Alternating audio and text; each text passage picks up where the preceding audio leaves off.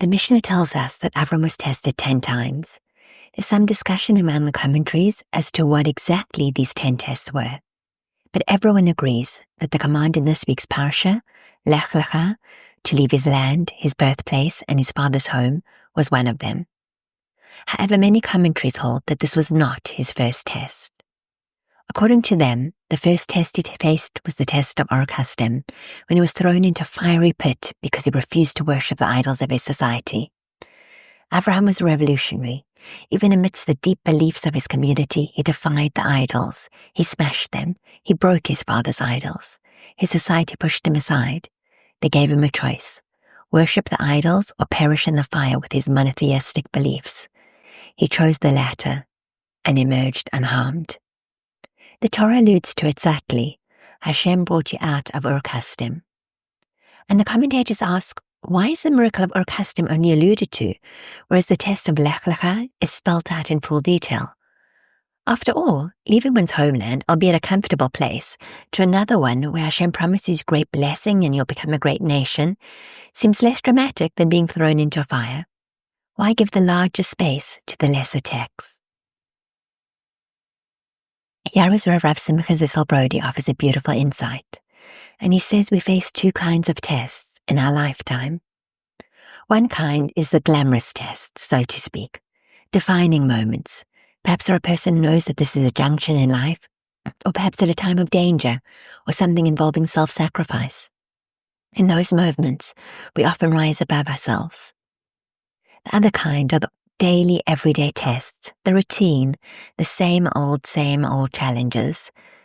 Reaching for Tehillim instead of scrolling, biting one's tongue rather than sharing that Lashon Hara that you really want to share, eating only one piece of chocolate. These don't usually make the headlines, although eating only one piece of chocolate should. Ur Kasdim was a glamorous test. It's awe-inspiring, heroic. The daily test of Lecha, the regular commitment, facing challenges without questioning Hashem, the refusal to quit, is a real test.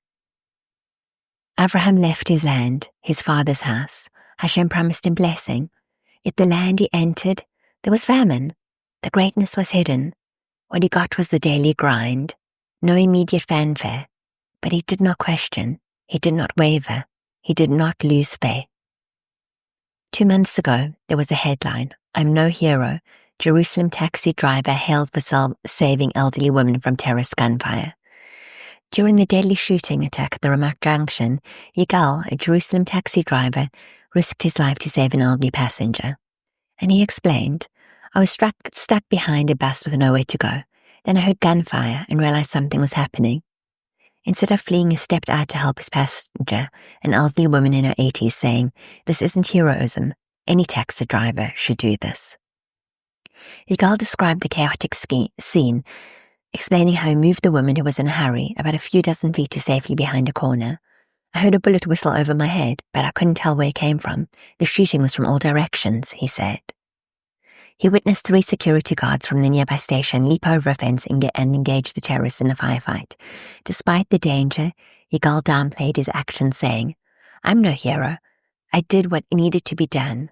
And now my daughters won't stop calling me. I'm back at work. I'm an ordinary guy who has to make a living." Is he a hero? For sure, despite what he says. Many people have just made a run for it, leaving the women alone. But perhaps, at least, if not more, heroic is him not letting it get to his head. He's not interested in that the video of the bullets whizzing past went viral, how many likes it's going to get, whether he'll get more friends on Facebook. But just, "I'm back at work. Let me make a living." Because real heroism is not only in the fireworks, it's in getting up, doing it again, doing it with kindness, doing it with integrity, doing it for the long haul. Good Shabbos.